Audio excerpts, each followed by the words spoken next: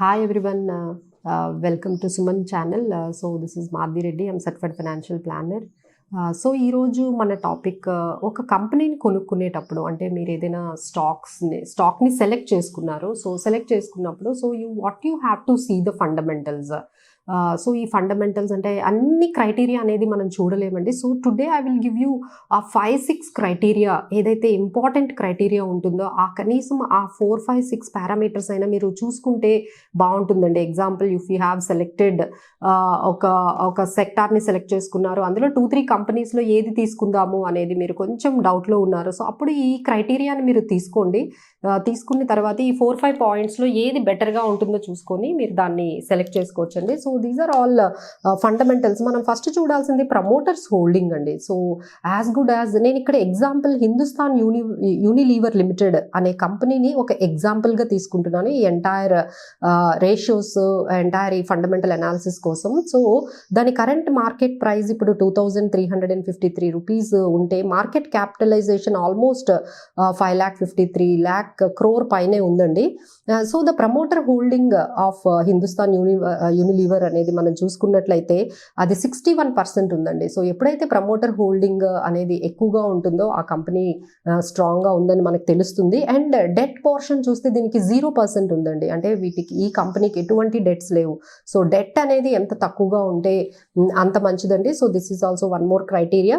Next one, dividend yield. Dividend అంటే మీకు తెలుసు కదా, ప్రతి కంపెనీ కూడా వాటి ప్రాఫిట్స్ని షేర్ హోల్డర్స్కి డివిడెండ్స్ రూపంలో షేర్ చేస్తుంది.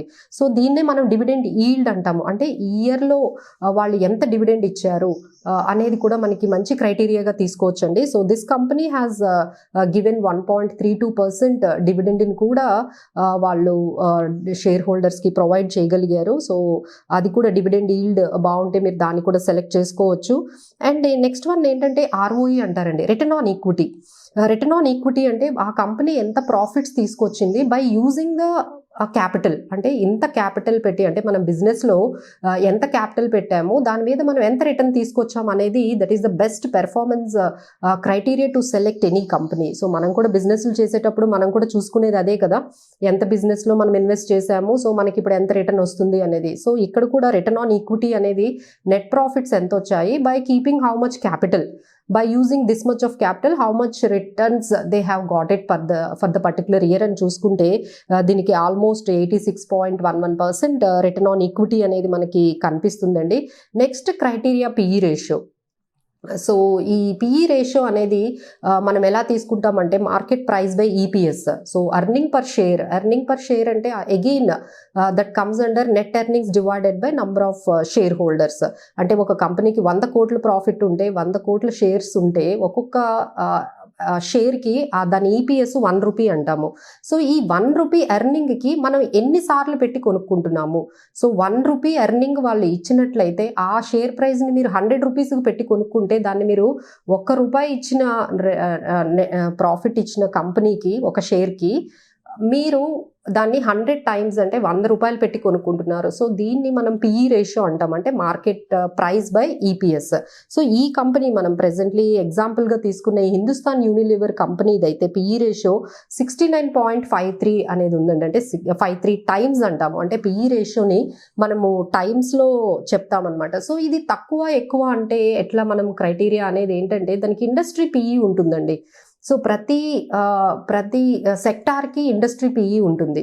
సో మనకి ఈ పర్టికులర్ ఇండస్ట్రీ మనకి FMCG ఇండస్ట్రీకి వస్తుంది కాబట్టి దాని PE 76.43 టైమ్స్ ఉంది. సో దీని particular PE Hindustan Unilever PE మాత్రం 69.53 ఉంది. అంటే మనకి ఇండస్ట్రీ PE కన్నా తక్కువే ఉంటుందండి. సో PE ఎప్పుడు తక్కువ ఉన్నదాన్నే మనం సెలెక్ట్ చేసుకుంటే బాగుంటుందండి. సో ఇండస్ట్రీ PE కన్నా తక్కువ ఉండేటట్లుగా చూసుకుంటే సరిపోతుంది. So in the criteria also this company seems good, as industry PE 76 times ఉంటే దాని కరెంట్ PE కంపెనీ PE మాత్రం 69 టైమ్స్ ఉంది. అండ్ EPS దీనికి 33 రూపీస్ ఉందండి. So this is also good EPS అండి. సో EPS ఎక్కువ ఉండాలి, PE ratio industry PE ratio కన్నా తక్కువ ఉండాలి, డివిడెండ్ ఈల్డ్ ఎక్కువ ఉండాలి, అండ్ డెట్స్ ఏమో ఆల్మోస్ట్ 0 ఉందండి. సో డెట్ కూడా ఎప్పుడు ఈక్విటీ కన్నా కంప్లీట్గా పోల్చుకుంటే 50% కన్నా డెట్స్ తక్కువ ఉండాలి. ప్రమోటర్ హోల్డింగ్ అనేది 60% అట్లా ఉంటే మనకు మంచి కంపెనీ అనేగా మనం చెప్పుకోవచ్చు.